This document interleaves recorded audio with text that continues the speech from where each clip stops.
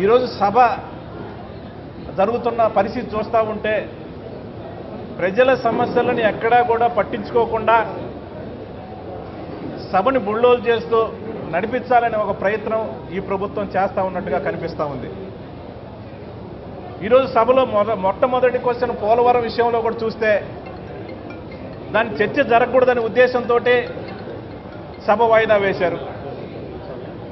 చేనేతలకు సంబంధించి ప్రశ్న వస్తే దాని మీద చర్చ జరగకుండా దాని మీద మాట్లాడే ప్రతిపక్ష నాయకుడు మాట్లాడే అవకాశం కూడా ఇవ్వకుండా దాన్ని కూడా పోస్ట్పోన్ చేయడం జరిగింది. హౌసింగ్ సంబంధించి కూడా మంత్రి గారు గారడీ చేసి ఏదో తప్పుడు లెక్కలు చెప్పడం తప్పితే నిర్దిష్టంగా హౌసింగ్ మీద ఎక్కడా కూడా చర్చ జరగకుండా కూడా తప్పించుకునే ప్రయత్నం ఈ ప్రభుత్వం చేస్తూ ఉంది, మంత్రి గారు చేస్తూ ఉన్నారు. ఎందుకంటే మంత్రి గారు చెప్తా ఉన్నారు, ఈ రాష్ట్రంలో ఈ 3 సంవత్సరాలలో 1,08,000 హౌసింగ్లు కేంద్ర ప్రభుత్వం సహాయంతో రాష్ట్ర ప్రభుత్వం 26,000 చినుకు ఇల్లు మేము కట్టించామని కూడా గణాంకాలు చెప్తా ఉన్నారు. ఈ ప్రభుత్వాన్ని ఈ మంత్రి గారిని నేను సవాల్ చేస్తా ఉన్నాను, ఈ 13 జిల్లాల్లో ఏ జిల్లాకైనా పోయి మీరు ఇచ్చిన గణాంకాలు కరెక్ట్గా ఉన్నాయా లేదా అని కూడా చూడటానికి మేము రెడీగా ఉన్న వైఎస్ఆర్ పార్టీ తరఫున మీరు వస్తారని కూడా నేను ఈ ప్రభుత్వాన్ని అడుగుతా ఉన్నాను.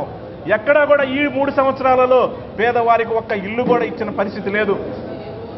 కనీసం వాళ్ళ మేనిఫెస్టోలో, తెలుగుదేశం మేనిఫెస్టోలో, వాళ్ళ ఎన్నికల వాగ్దానంలో ప్రతి పేదవాడికి 3 సెంట్ల ఇల్లుతోటి 1,00,000 డబ్బు ఖర్చు పెట్టి ఇల్లు కట్టిస్తామని చెప్పిన ఈ ప్రభుత్వం 3 సంవత్సరాల నుంచి కూడా ఒక్క ఇల్లు అంటే ఒక్క ఇల్లు కూడా ఇచ్చిన పరిస్థితి లేదు.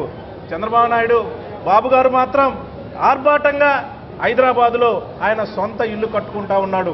చిన్నబాబు గారికి ఇక్కడ బ్రహ్మాండంగా ఆయనకు ఒక ఎమ్మెల్సీ పదవి ఇచ్చి మంత్రి ఇవ్వబోతా ఉన్నారు. కానీ పేదవారికి మాత్రం ఒక్క ఇల్లు కూడా ఇవ్వాలనే ఆలోచన, ఇవ్వాలనే మంచి ఆలోచన ఈ ప్రభుత్వానికి చంద్రబాబు నాయుడుకి రాకపోవడం చాలా దారుణమైన విషయం, చాలా బాధాకరమైన విషయం.